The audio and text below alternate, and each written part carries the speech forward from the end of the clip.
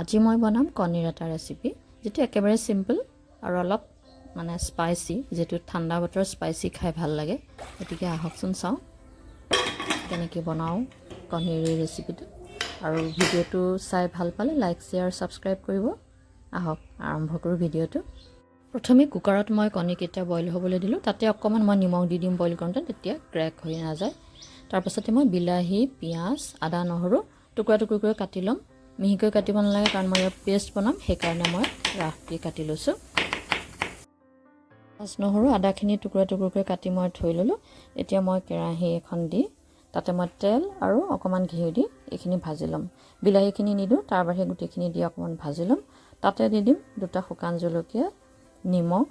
জলকীয়া গুৰি ধনিয়া গুৰি আৰু জিৰা গুৰি এইখিনি দি একদম মিহি এটা পেষ্ট কৰিম গুটিখিনি মিক্সি জাৰত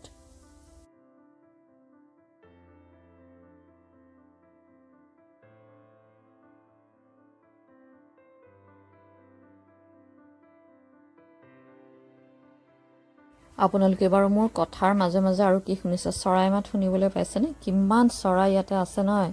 মানে চৰাই মাতটো শুনাই দিছো আপোনালোকক শুনিবচোন ৰাতিপুৱা চৰাই মাত শুনিলে সঁচাকৈ খুব ভাল লাগে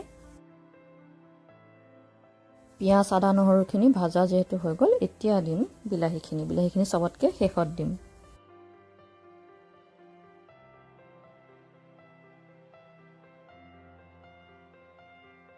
খিনি আমাৰ পেষ্টটো পুৰা ৰেডি হৈ গল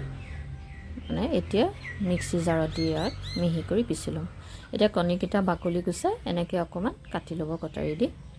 দি পেলাই তেলত ভাজি লম ভাজা না ভাজাটো আপোনালোকৰ কথা প্ৰয়োজনত ভাজিবও পাৰে না ভাজিলেও হ'ব তেলখিনি প্ৰথমে মই দিম এক মুঠি নৰসিংহ পাত আৰু একদম ক্ৰিস্পি হোৱালৈকে ভাজিম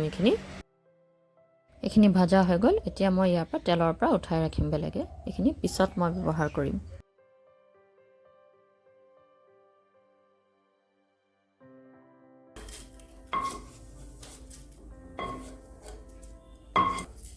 এইখিনি তেলতে মই এতিয়া কণীটা অকমান ভাজি লম অকমান ৰঙচুৱাকৈ ভাজি ললে দেখি ভাল লাগে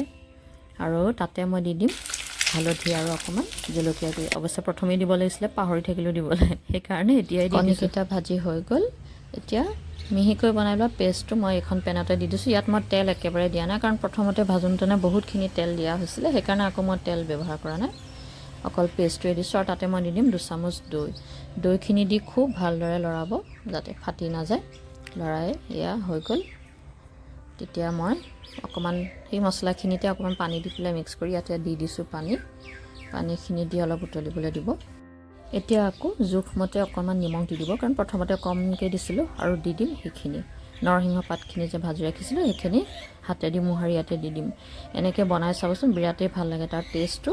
আৰু খুব ধুনীয়া এটা ফ্লেভাৰ আহে আপোনালোকে বাৰু আগতে এনেকৈ বনাইছেনে বাৰু আৰু এতিয়া মই দিলো 1 চামুচ গৰম মছলা এতিয়া একেবাৰে শেষত মই দিম আধা চামুচ চেনি আৰু চেনিটো যিকোনো নিমখীয়া বস্তু তাৰ টেষ্টটো ভাল কৰা অকমান চেনি দি দিলে যদি আপোনালোকে চেনি খাই দিব পাৰে নহলে নিদিলেও কথা নাই তাৰ পাছতে মই দি দিম এতিয়া কণী কেইটা দি আৰু 5 মিনিট সময় উতলিবলৈ দিম তাৰ পাছতে মই গেছ অফ কৰিম আৰু আজি আমাৰ কণী তৰকাৰী ৰেডি হৈ যাব এইখিনি আপোনালোকে ভাত ৰুটি পোলাও যিকোনো লগতে খাই চাব পাৰে খুবেই ভাল লাগে আৰু আজি মোৰ এই ভিডিওটো চাই কেনেকুৱা পালে কমেন্ট কৰি মোক জনাবলৈ নাপাহৰিব আৰু যদি চাই ভাল পালে তেতিয়াহলে প্লিজ লাইক শেয়াৰ আৰু সাবস্ক্ৰাইব কৰিবলৈও নাপাহৰিব আকৌ আহিম এনেকুৱা ধুনীয়া ৰেচিপি লৈ তেতিয়ালৈকে ভালে থাকক কুশলে থাকক ধন্যবাদ